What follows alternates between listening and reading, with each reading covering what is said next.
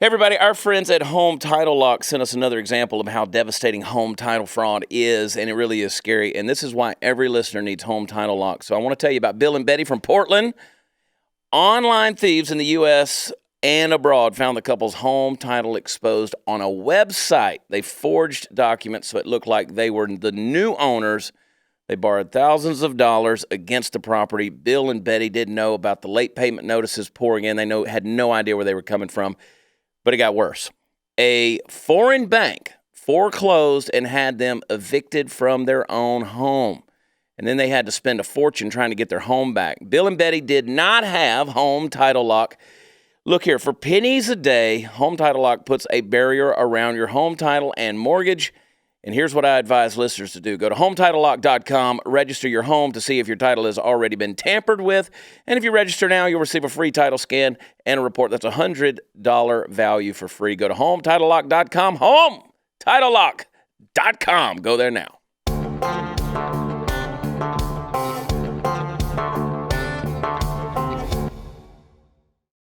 Folks, I want y'all to know it is already getting crazy. Party time, Mom. It's party time, Mom. Here at Studio 22. Welcome back to another episode of the Chad Prather Show. We're hanging out here in Studio 22.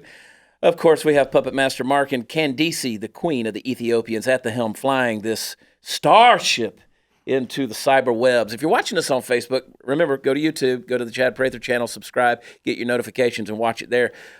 Just because we don't get the credit if you watch it on Facebook, although I know you're there and it's easy and it's simple, but go to YouTube so we can count this thing. Remember, we're all about the sponsors. We're all about getting the numbers because we're capitalists and we like money. So please help us out. Go where podcasts are offered and subscribe there and download or stream them. We don't care. Just listen. Rate, review. You can get them anywhere podcasts are offered. It's that easy. I don't care if you're an Android user, Apple user, whatever. Just go get the thing, listen to it, enjoy it. Give us a 5-star rating. We don't do 1-star ratings here. We only do 5-star ratings. Don't leave us a 4, 3, 2, or 1, only 5, and tell me how amazing I am. Thank you very much. You're welcome, America. Okay, let's get into the show because Party Foul Steve is sitting over there one-upping everybody, telling his stories. We talked about this on a previous episode. You're a story topper. Like, if somebody tells a story, you got to one-up. I've got one that'll beat it. Somewhere back there, I usually do. Not always. Yeah. Steve is a Marine. Steve was forced to join the Marines, or else he had to go to prison. That's true. Almost. Almost. I had a choice. I just chose the Marine Corps. I told that story at the casino last week where we had a show in Louisiana, and I was telling a guy who was a Marine there at the table. And he said, "Oh, that's an easy choice, easy choice." And the other guy on the other side of the table said, "I might have taken prison over being a Marine." It wouldn't have been prison; it'd be county jail. But yeah, Hot News, Natalie. How many Marines have you had in your life? In what capacity? Oh, just I'm her only one in her life. Well, that answers a lot of questions. My brother-in-law was a Marine. Yeah, that don't count. Is, always. Is always. That's right. Now, see, your husband was a soldier that was a Black Hawk pilot. Yes. But not anymore. No. Didn't you tell me that y'all found a Black Hawk on like Craigslist for $1 million? He did, for $1 million. Who's selling Black Hawks? You didn't buy it. We didn't have $1 million to buy it, but I don't know. You think you can still fly one? He says he might need to, brush up, but I bet it's probably like riding a bike. It's probably not. It's more like flying a bowling ball. It's really not. Sitting in the hot seat, my buddy Jason Buttrill, chief researcher for BlazeTV, Blaze Media, Mercury. I don't even know what we're called anymore. What are we? What is your job title? Good God. It's changed so much. At first it was chief researcher, then I went into head writer for Glenn, and then it was like the guy that always runs around all over the world and gets in trouble, and they have to cover up for it. Yeah. So it's gone through several iterations. Yeah. But now we're doing most of the writing for the radio and TV show, but like the research is insane. Like you can imagine from Glenn. Oh, I can only imagine. If the FBI is watching our computers, I am going to jail, straight up. Because like seriously, the amount of things, like you'd have no idea what runs through my computer. Terrorist videos. Yeah. Research. Good Lord. How many deployments did you have as a Marine? I just had one. You had one. You were in Iraq? No, I was in Afghanistan. Afghanistan. That was my first deployment. First deployment ever. We were on shore leave. I was just telling these guys just a while ago, but we were on shore leave in Australia September 10th. Okay. And then it's like I think they're one day ahead or whatever. So we were like sitting in a bar because we were trying to cool down from having like a hard last few hours of drinking, just chilling out. We had a couple hours to get back to the ships. And we saw the towers go down on a TV. I thought it was like a bad movie. Yeah. But so we didn't pay attention. 30 minutes later, Shore Patrol went and gathered us all up, took us out on the boats. We were in Pakistan getting ready to invade Afghanistan like a month later. It was nuts. Yeah, and the reason I even bring that up is because you have seen some things, and so the stuff that comes through your computer, I can only. You're a hardened man, is what I'm saying. It's not always a good thing. I didn't say hard man, hardened. But yeah, I mean, I was telling them before we came on here, before you came in the studio, about the time you got in trouble for as you were over as a researcher, in Iraq, and took a couple of shots at ISIS, and then said, "What did you do? Tweet about it?" So that's what you don't do. That's what I figured out. Like, it's okay to shoot at ISIS, just don't tell the world you did it. If you're gonna do something stupid, don't tweet. But that's like that should be plastered over every teenager's wall, I believe. And you could use the news story. Like if you Google my name, Google Jason Buttrill, the first like 5 articles that pops up is that. Yeah. Nothing else I've done. And that's also like another lesson for kids. Like it doesn't matter what else you've done in your life. Whatever you completed. Like your bad stains are what the top list every time you pull it up. Is that where it says 6 shots in Iraq or something? Yeah. Whenever that is exactly what came up when I Googled you. I knew it. Yeah. Did you You're hit famous. No, I shot into the sky. Shot over them. I've got a few lawyer notes I was supposed to follow. Let me see if I can pull these out. This disclaimer just in for Jason Buttrill. No, it's like that's interesting because like what I've always wanted to do when I came out was like like in Full Metal Jacket, like being the Joker character. I always thought that was really cool. I didn't do that at Intel, but I thought that'd be cool when I got out was do some like war type reporting, and especially in that area, journalists are getting their heads lopped off right and left. There's like a void of information there. Right. So I was like, let's go over there, and we had the resources. We were going. I went twice for the Blaze over a span of a couple of years, and at that point, look, it's hard not to get sentimental for the people that are there. Sure. Like we were hanging out with a group of Kurds and a group of Christians that had half their families, half the populations of these villages were just taken off. They were slaves. They didn't know where they were. Mm-hmm. And like people would come up to us and they're like literally in tears crying, saying, could you please, to go talk to the U.S. ambassador over there in Baghdad or Erbil? Like, please tell them my name is this. Like we haven't seen them in several, months. This stuff weighs on you. Yeah. And, if you're a Marine and you can attest to this, like it's, try putting a Marine that's used to shooting a 50 cal machine gun or whatever, and all of a sudden giving him a camera and a notepad and saying, here, now instantly change with all of this, emotional crap that's going on. And I didn't deal with that well at all. Yeah. Like, it's totally my mistake. If you get a chance to shoot at ISIS, you're probably going to do it. Every single person is going to do it. Yeah. And I did it. But it's not exactly the best thing for journalists to do. Right. Although I was not officially classified as a journalist at the time. That's right. You're a researcher. I was there for researcher. Yeah, for research. But I don't know. It's a good lesson. The Blaze was really cool about it. They sent me in multiple different places afterwards, and I've definitely learned from that. But didn't they? Yeah. Well, I mean, I'd probably that's kind of the thing I would do. I'd be like, hey, bucket list.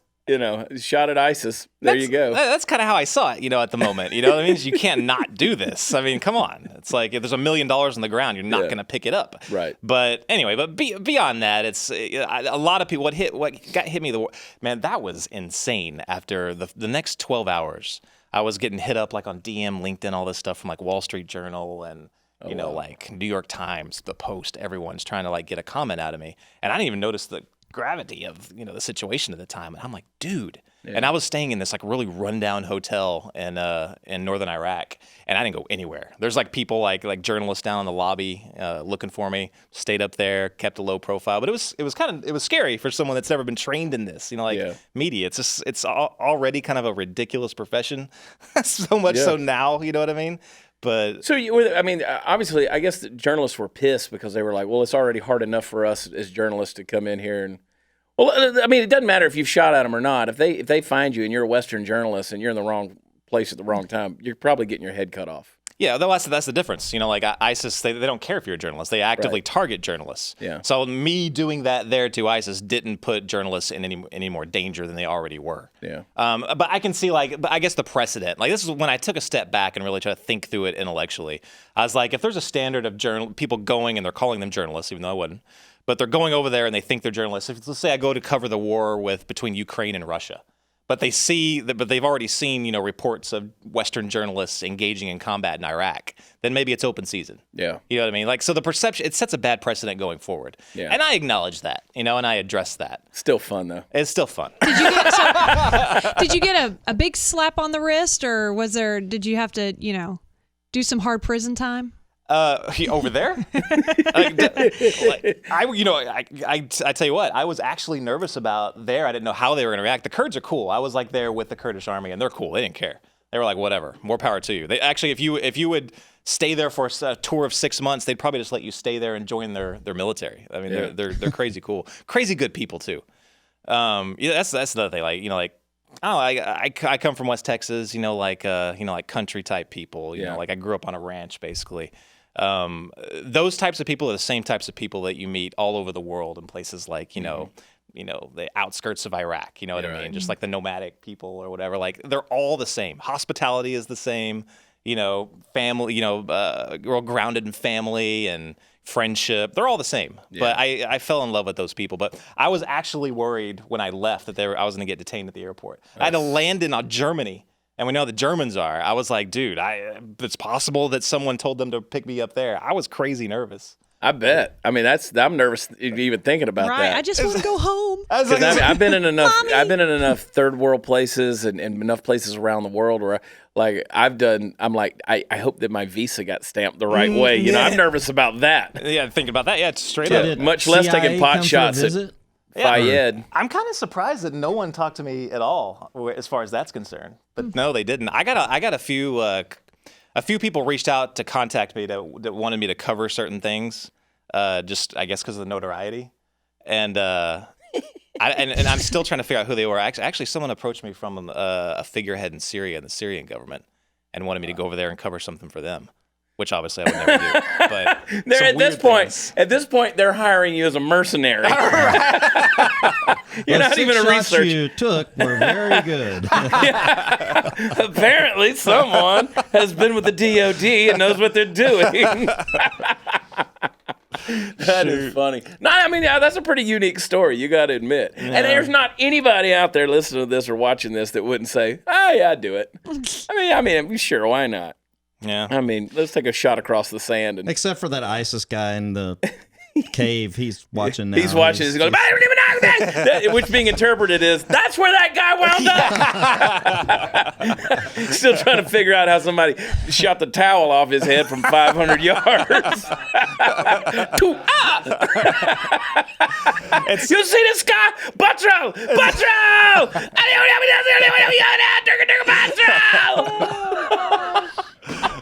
It's funny, like they are kind of they're kind of cowboys out there. Yeah. Like it's like I said, I was with the Peshmerga, the Kurdish military, but I mean it's so funny. Like when we were in the military, there's a whole lot of military bearing, military order, a whole lot of rules. That's why most Marines kind of go crazy, and we all go hard opposite of what they made us to do. Like everyone grows a beard or long hair. Yeah. But over there, there's not a whole lot of that. It's like literally anything that goes. Oh yeah, you want to pick up a weapon? Join the fight? Sure, go ahead. Yeah, why not? I mean, the kids are. Yeah. So it's true. I mean, you might as well. So I love it. My buddy Jeff Kyle, Chris Kyle's brother, he told me years ago, and I love the way he put it. He said, I asked him, I said, did you know what all Chris was involved with? He said, I didn't really know what all Chris was doing. He said, because he's Navy, I'm Marines, and we were in different places, different deployments.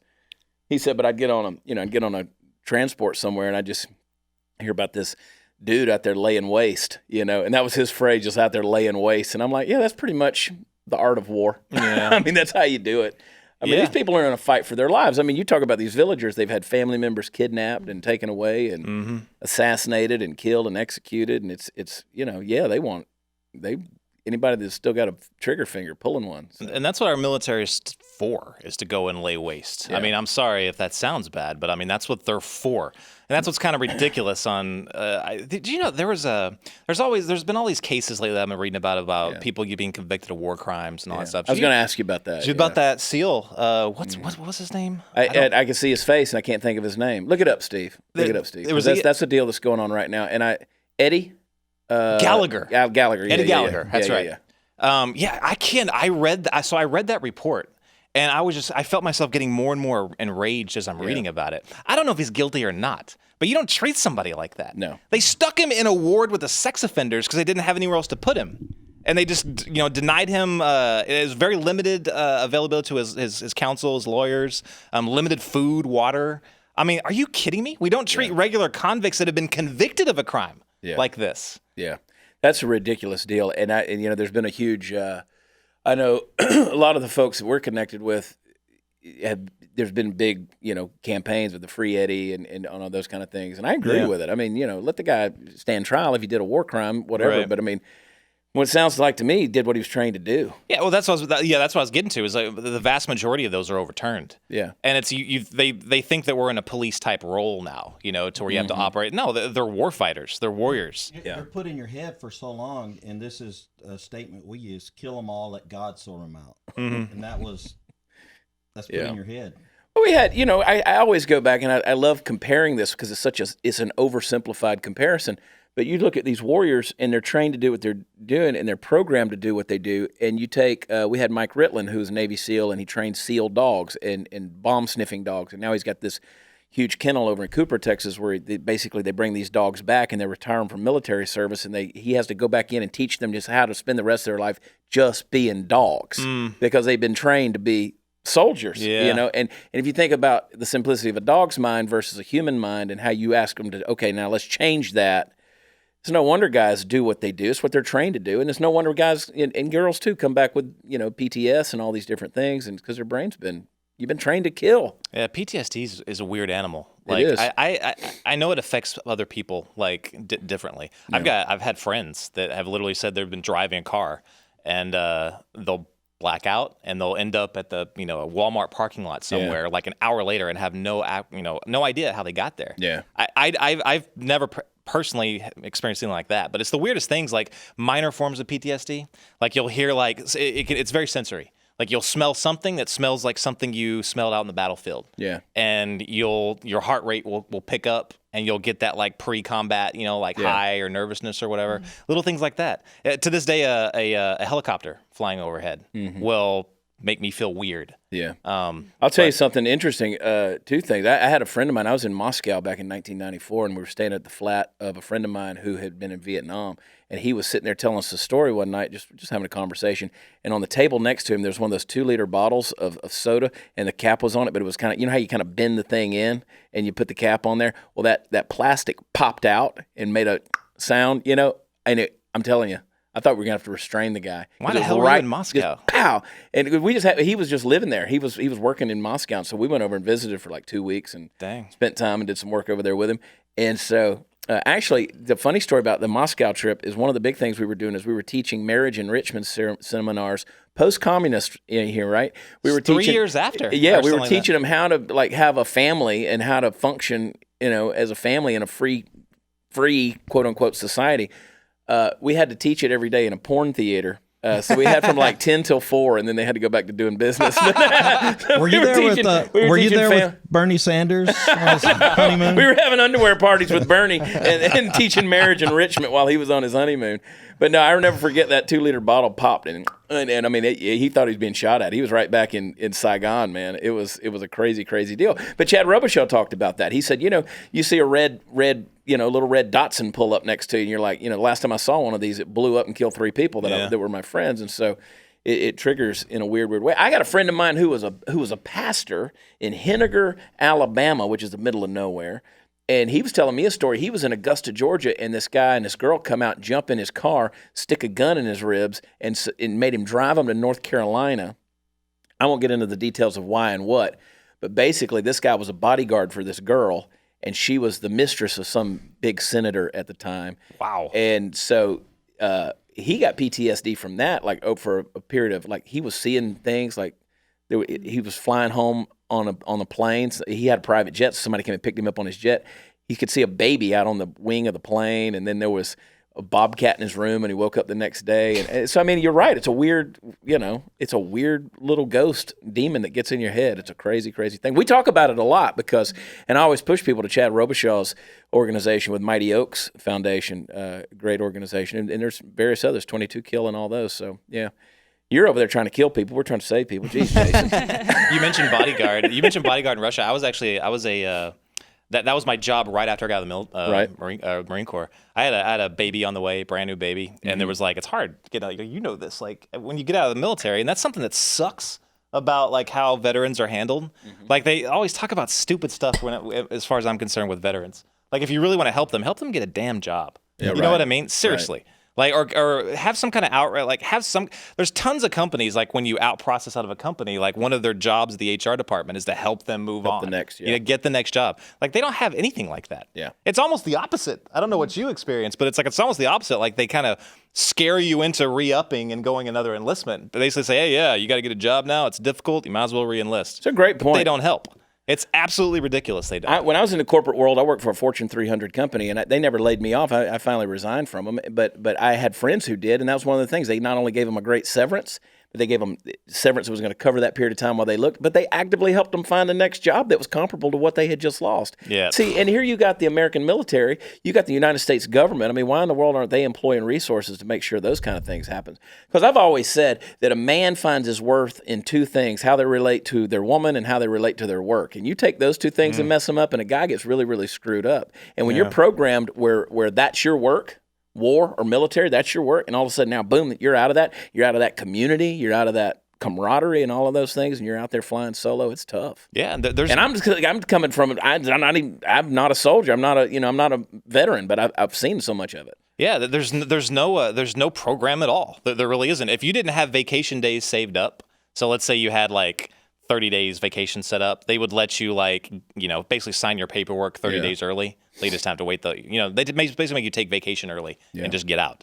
If you didn't have those days set up, you wouldn't have any kind of time to look for a job. So let's say you had no vacation days set up, your end of active service date came up, then you're done, you're out on your own, you're completely on your own. Yeah. Nothing, absolutely nothing. So if you were used to like buying groceries at the base exchange there, now you can't do that. It's completely cut off. But I think Google just did something recently where you can like put in your job code that you had in the military, and they show you some of the companies that are hiring veterans. No kidding. But yeah, they do. But I'm curious like how sincere those companies are, if it's just a big PR thing. Yeah. But that is a big problem with you talk about 22 kill. I mean that's a problem I think with a lot of veterans that get out and committing suicide. You feel worthless. Yeah, especially depending on their job in the military. If they had a skill or a trade or something like that, that's one thing. You can get out on the civilian world and pretty much go to work. Yeah. But if you're infantry, you're coming out of infantry.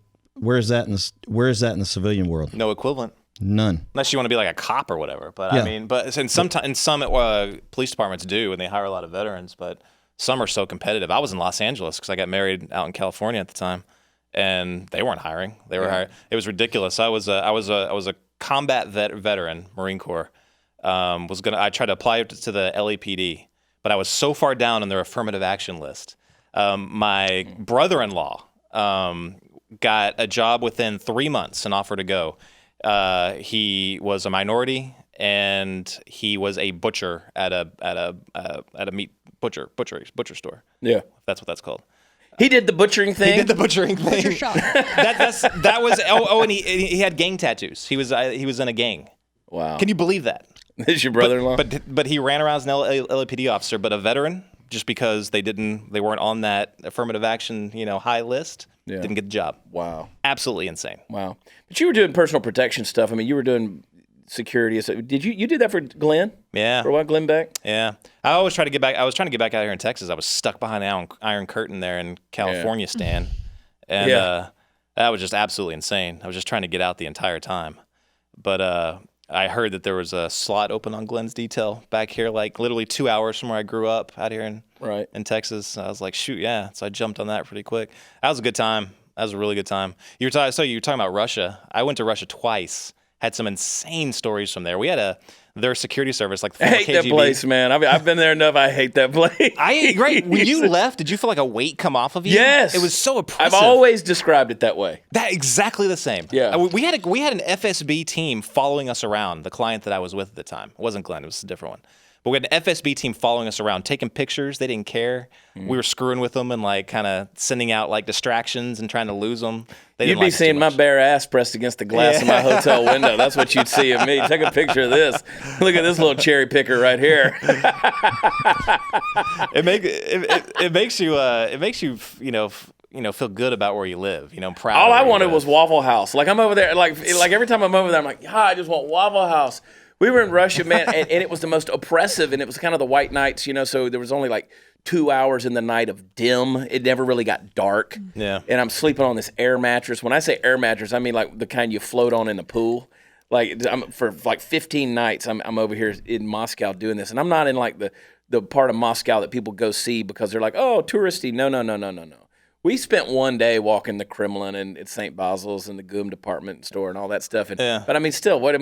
But the rest of the time, we're out in villages and stuff, and we're in porn theaters and stuff like this, trying to help people. And, getting stopped by the police, with your soldiers, and you feel like the KGB's looking over your shoulder the whole time. And the whole time I'm like, I just want to go home. It's so oppressive here. Got on the airplane. That was the first time I got a USA Today for the first time in 2 weeks. Opened up. There's this little editorial blurb about Nicole Brown Simpson and Ron Goldman were found murdered. That's when that was. Yeah. Wow. Yeah. That's how I first found out that OJ killed his wife. That's insane. Allegedly. Allegedly. No, he killed her. No, he killed her. I read How I Would Have Done It. Or what was the name of that book? Didn't you write a book about, what's it called? How I Would Have Done It? Something like that. Anyway. That's funny you said that you just wanted to find a Waffle House. I saw the most popular restaurant that was there when I went, which was later than you, but it was McDonald's, which is absolutely insane. I ate there 5 times.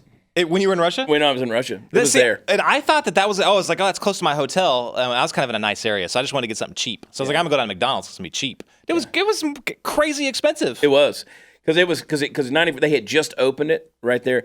And I say 5 times. I ate there a couple of times. And I was amazed that I've always been amazed since then how you could go anywhere in the world, eat McDonald's, and it tastes exactly the same as anywhere else in the world. Yeah. Like, how does that happen? Like, if I gave you the ingredients to make a hamburger and I gave myself the same ingredients, I guarantee you our hamburgers would probably taste a little bit different. It's all made in one place, and they just ship it Ship them to there already.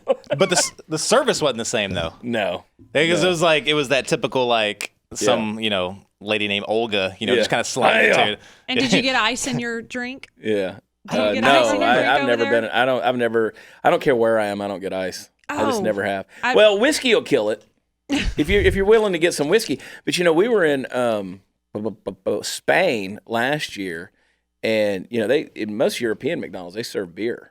Yeah. Which I'm not a big beer drinker, but still I thought that was kind of cool. We're getting screwed. What's up, America? Time to step up your game. But no, I spent my 20s and 30s. I spent a lot of time in West Africa, well, all over Africa, really. And I'd still rather be there. I'd rather be in Nigeria than Moscow, Russia. I mean, just Really? yeah. I was in Liberia At least a couple then. years ago. At least then. Now, not so much. Did you ever go to Liberia? Yeah. Yeah, I was the biggest shock to me in places like Liberia was all the Chinese investment. Right. Like literally, it was everywhere. Yeah. And there was hardly Liberia was founded by I think it was American slaves that went over there. So for a while there was a big connection, but they're losing that hardcore. All the businesses that I saw, the major ones were all Chinese. They were building all the roads, everything. I mean, Chinese are all over West Africa. They really are. It's insane. Yeah, they're buying it up. I mean, they've done it in numerous places. Venezuela. I mean, go to South America. I mean, Venezuela the same way. So many Chinese interests down there. Yeah. Doing it here too. What's that? I think they're doing it here too. Japan and China, no question. Yep. Oh well. It feels like that, especially I think people our age can remember the Japanese. Before now, it's the China. They're saying the Chinese are going to take over everything. When we were younger, it was the Japanese. They're oh my gosh, every movie had the Japanese, big businessmen. They were they're going to be the next superpower. I'm like, this is this China stuff. I'm like, we've been here before. Did you not live the 80s? I mean, come on. We've seen this before. And yeah, they were buying everything up because they were overpaying for everything. Yeah. I remember there was a Japanese businessman that bought up, was it Rockefeller Center? And for everyone, like that had nostalgia over it, they're like, "Oh, this is the end. This is the end of America." That's it. And the guy that sold it off, I don't know if it was one of the Rockefellers or not, but they were like, "Of course we." I think the journalist was like, "How could you sell this, to someone from Japan?" He's like, "What do you mean? He offered me like 5 times what it was worth." I was like, "That's the most American statement I've ever heard." Like Vegas, I can't remember. And somebody was telling me years ago, they said basically Japan owns Vegas now. I don't remember. I think it was Japan, not China. But they basically said, yeah, Japan pretty much owns all of Las Vegas. I mean, everything in there's got the undercurrent of today. Yeah. Who do y'all think owns all these tollways? Who finances those tollways being built? Look into that. Really? Are you saying Japan or are you saying China? I'm just We're totally foreign fostering countries. fake news on this episode. I know, right? This is not. Who knows? No, you know what? This is for Germany y'all to did the one Google around to figure it Austin. out. Y'all got German company. Maybe we're telling real stuff. Maybe we're not. We don't know. We're speculating. This is stuff that a cab driver told me. So, and he was from there, so I assume he's an expert on the subject matter. I Ali. don't. Whoever is financing that, I hate that person. I do too. absolutely hate that person. Toll roads. I agree. I agree. Come on. I mean, it costs you $9 to miss Austin, which is the most valuable Worth $9 it. I can spend. Oh, that's just- at the 85. Worth Yeah, it. you go 85 miles Because an hour. Get off Austinites at don't want to Georgetown. use it because, it's just not earthy. So they don't ever go on it. So when you're trying to go through, miss I-35, the upper and lower decks, you just take that and it's worth the 40-minute drive or 30-minute You got drive. that right. I promise you, I don't care when you pull up the traffic in Austin, Texas. I don't care if it's 2 a.m. It's Always. backed up on 35. And it's 80 miles an hour yeah, on that tollway. 85. Or 85. Let is her it? rip, Okay. Tater Chip. That's like right after Interspace Caverns or whatever. Yeah, Right? George. And You it's- get to Georgetown. You get to Yeah. Georgetown. Boom, comes bring And you it right kicks out you on out at like Buda. Cabela's or whatever. Yeah, Buda. Was. That's exactly Wow. right. Bass Just Pro or Cabela's. $8.75 worth every penny. 85 miles an hour, and I'll do 90. I could see just flying by. People pulled over on the side of the road, get thumb out, need help with their car. I don't care if it's a little old lady. Her little blue hair is going to be blowing as I pass by. I ain't slowing down for nothing, man. I'll take the tennis ball off her walker. I don't care. Boom, I'm gone. I ain't slowing down for nothing. I don't want the Austin to get on me. A bunch of freaky, hippie, liberal, crazy nuts. But it's still Texas. I saw somebody in a Prius roll down their window and throw out a bag of trash. So Bam. screw the environment. F you, Earth Day. You know what I did for Earth Day? I got a giant sequoia. So help me God. Got a giant sequoia. It's this tall. These things will live like 3,000. We just had Earth Day, by the way, folks. For those of you listening, I know my audience doesn't care about Earth Day. It's like a good friend of mine, old man, my mentor, his father-in-law passed away a number of years ago. They were building this new shopping center down there where we were living in Georgia. And he was like, oh, my God, they're getting rid of all the trees. They're getting rid of all the trees. My mentor, Wade, he looked at him and he said, hey, man, there'll be enough to build a box to put you in. True enough. The earth still stands.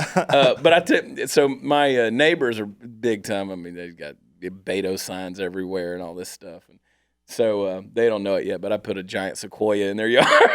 Are you serious? Yeah, it'll live 3,000 years, man. They love the earth. That is they love freaking the earth. awesome. So it came in my America's Crate box this week. It's this tall, giant sequoia, and I just put the little root ball right in the thing. And so That is awesome. now they're going to have a giant tree.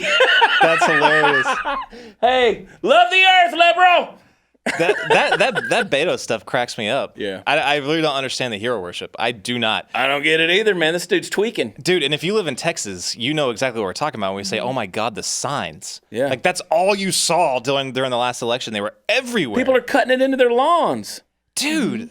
Oh, yeah, that's right. Like crop circle type stuff. They're Of cutting- him. Him. Not even just the sign. It was a crop circle of The dude him. did the face, face. like Yeah, the crop face. circle Yeah. of his face. I'm hot in here, man. Studio 22. Y'all talk amongst yourselves. I'm getting undressed. We're playing strip poker again. Hey, that's the thing. We did it last week. We played strip poker in here. Natalie won. Dadgummit. Yeah! Come on, Natalie. Bring the Cowboys cheerleader back. I just always wonder how he raises so much money because I feel like he came out California. of nowhere. No. California. He's crazy. He's always putting his hands out.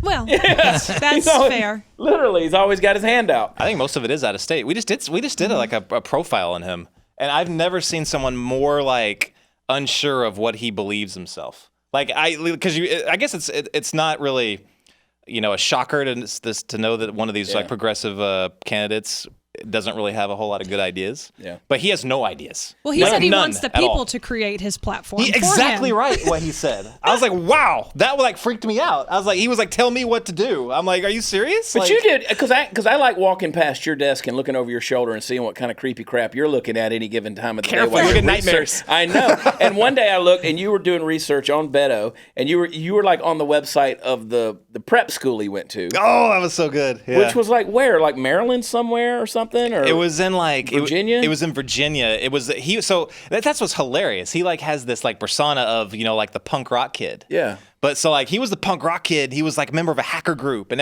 his Yeah. image was like to be like really cool to millennials. But he transferred out of his high school there in El Paso and went to the most prestigious all male prep school in the entire country. Like the Bush's kids go there. Like that's the level it is. Yeah. And if you watch the video, it couldn't be more white. It could not be more white. They're all literally, it's 2019. They're still wearing pop collars. Yeah, pop collar, pastel shirts, and like those like chubby, those chubbies shorts, khakis. Oh. They're playing Boat shoes, lacrosse the and boat shoes. boat shoes. They probably It have was- tiki torches. It was. It was so bad, and then They're funneling them down to Charlottesville.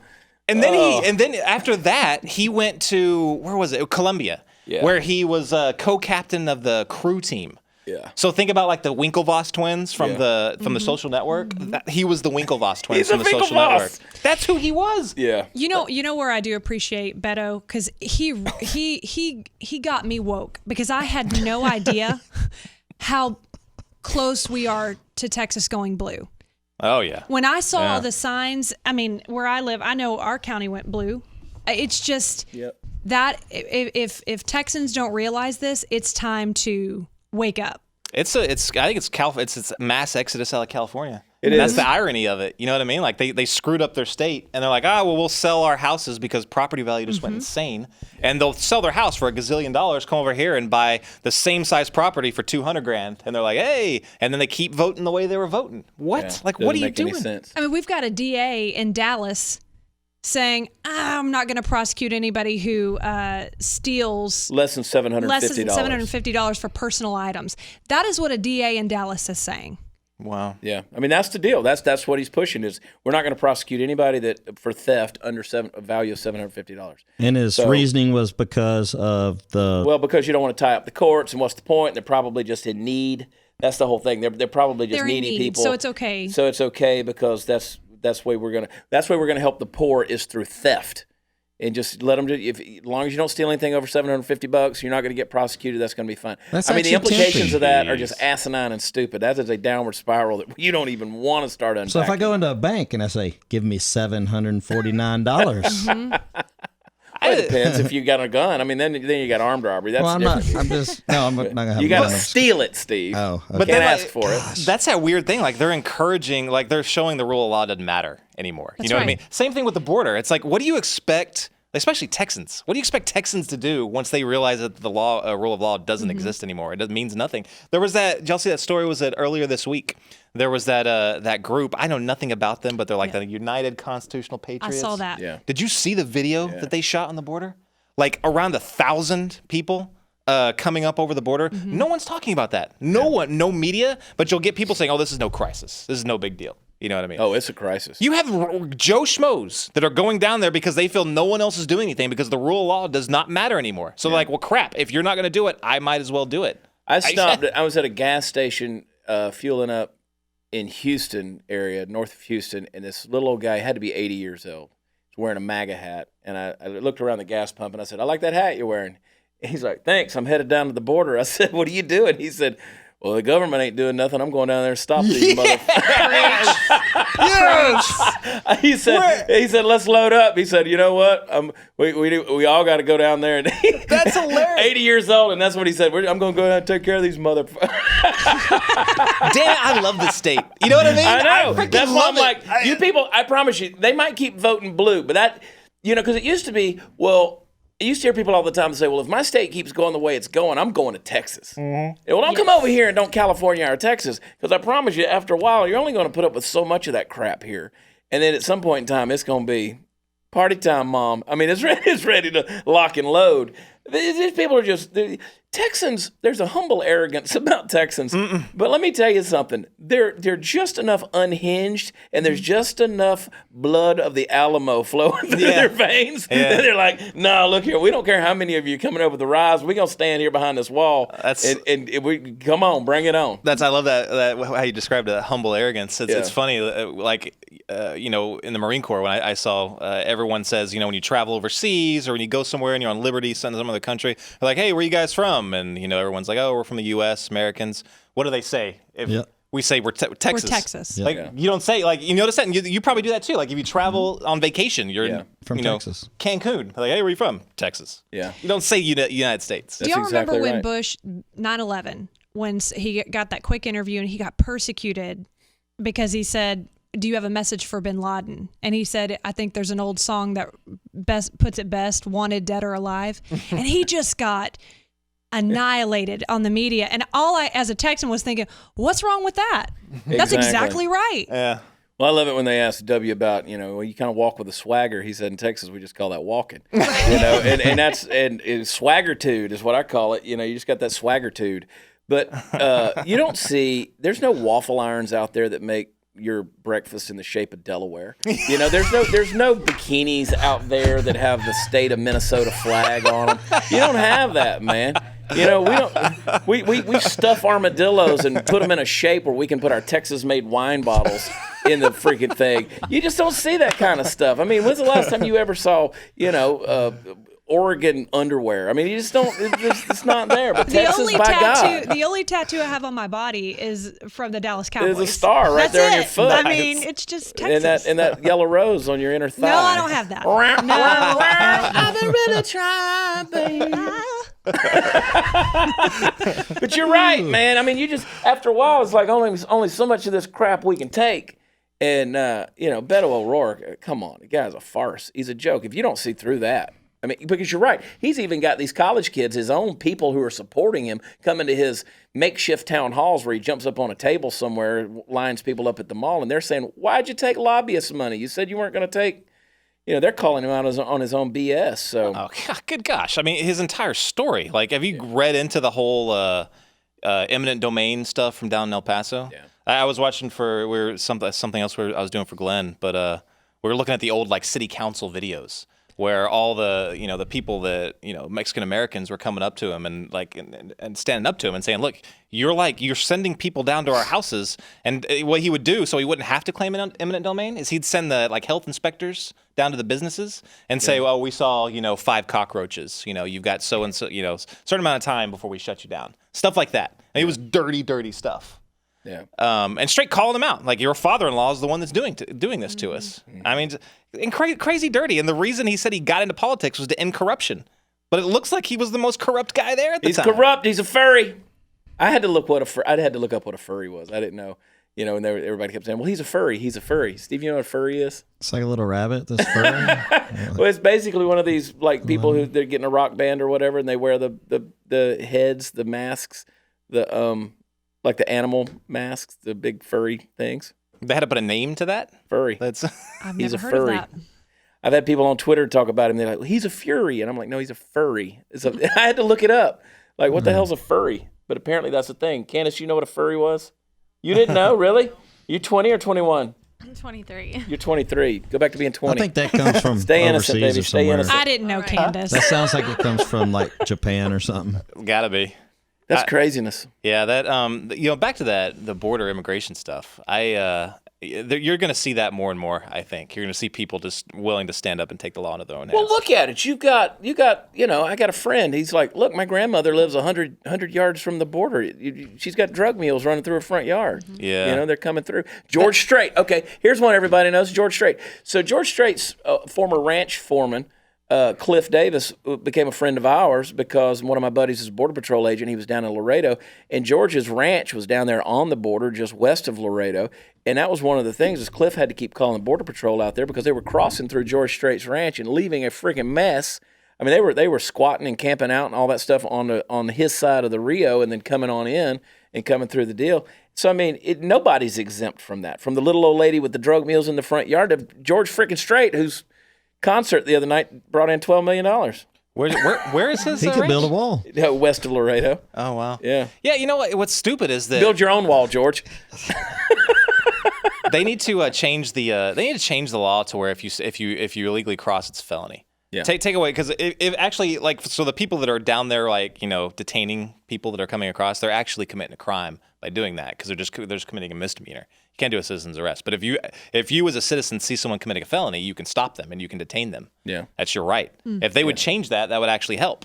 Yeah. But And then here's what, it would go one step further. So, like, Honduras leads the world in homicides. I've been to Honduras many, many times. It's a crazy, crazy country.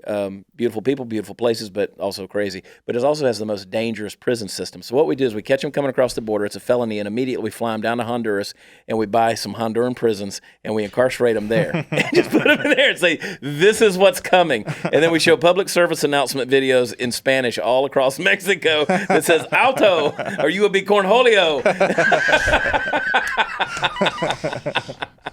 By Eduardo. Hey, amigo! You homo! Border problem At solved. this point, Andrew Heaton would be uncomfortable. Cornholio! you bring up a good point, though, because a lot of the ones coming down now are not from Mexico. No, I'm a They're problem solver. I know they come from Central America. That's the deal. Honduras, Nicaragua, Yeah. not Costa Rica, whatever other countries over there. But Ecuador, Guatemala. I mean, Ecuador. and that's what I love about it, because when they came the long route, like they didn't come to McAllen, Texas, which would have been the short route for the caravan. They went all the way to Tijuana trying to get into California because they knew. easier. And so I love it how the citizens of Tijuana were pissed. They were like, look, Yeah. these motherfuckers coming in here, man. They're like, no, we don't want them here, man, no. All right. So, and did you hear anybody calling them racist? Exactly. Nobody called them racist. Mexico has deported over twice as many illegals than we have over the past year or two. Yeah, see, that's the hypocrisy. Is Mexico racist? No one's calling the Mexicans racist. Well, that's because the Mexican people that government? are calling us racist are the racists, because they don't realize that Mexicans don't want to be known as Hondurans, and Hondurans don't want to be known as Guatemalans. Guatemalans don't want to be known as Ecuadorians in Central America. They don't want to be known as that. I used to work with guys growing up, and I did bricklaying and landscaping and all these different things for my family's businesses. And I'd work out there side by side with these guys, and every now and then somebody new on the job would say, well, tell that Mexican to go. And I said, he's not Mexican.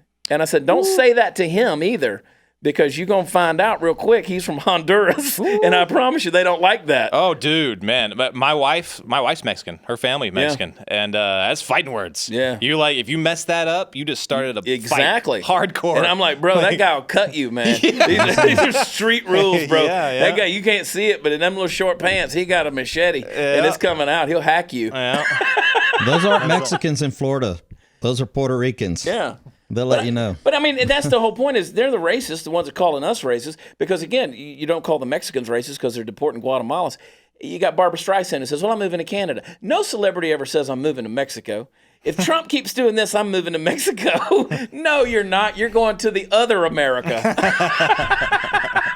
Where all the white people are. Lying sacks of Anyway, golly. I told Rosie O'Donnell, I made it public to us, I'll buy you a one-way ticket, first class, anywhere you want to go in the world, one way.